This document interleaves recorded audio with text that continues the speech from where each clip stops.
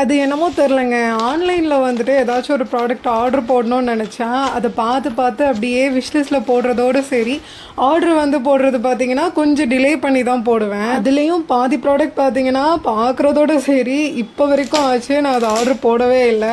அந்த மாதிரி ரொம்ப நாள் பார்த்து வச்சு டிலே பண்ணி வாங்கின ஒரு ப்ராடக்ட் தான் இந்த பேக்கு. இத நான் வாங்கினதுக்கான மெயின் ரீசனே பார்த்தீங்கன்னா, பாப்பா தான். ஏன்னா நம்ம எங்கேயும் வெளிய போறோம் அப்படின்னா, அவளோட feeding bottle, towel, dress, diaper இந்த மாதிரி அவளோட திங்ஸ் எல்லாத்தையுமே இந்த மாதிரி ஒரு பேக்கில் வச்சு கொண்டு போனோம் அப்படின்னா கொஞ்சம் கம்ஃபர்டபுளாக இருக்குது. நீங்கள் அப்போ கேட்கலாம், அப்படின்னா நீங்கள் டைப்பர் பேக்லாம் வாங்கியிருக்கணும் அப்படின்னு. டைப்பர் பேக் பார்த்தோம் அப்படின்னா அது வந்து நம்மளுக்கு 1500 அந்த மாதிரி ரேஞ்சில் தான் நம்மளுக்கு வரும். ப்ளஸ் அதுலேயுமே நம்ம வந்து இதில் எப்படி ஸ்டோர் பண்ணி வைக்க போகிறோமோ அதே மாதிரி தான் வைக்க போகிறோம். என்ன ஒன்று அதில் வந்து கம்பார்ட்மெண்ட்ஸ் வந்து நம்மளுக்கு அதிகமாக கொடுத்துருப்பாங்க.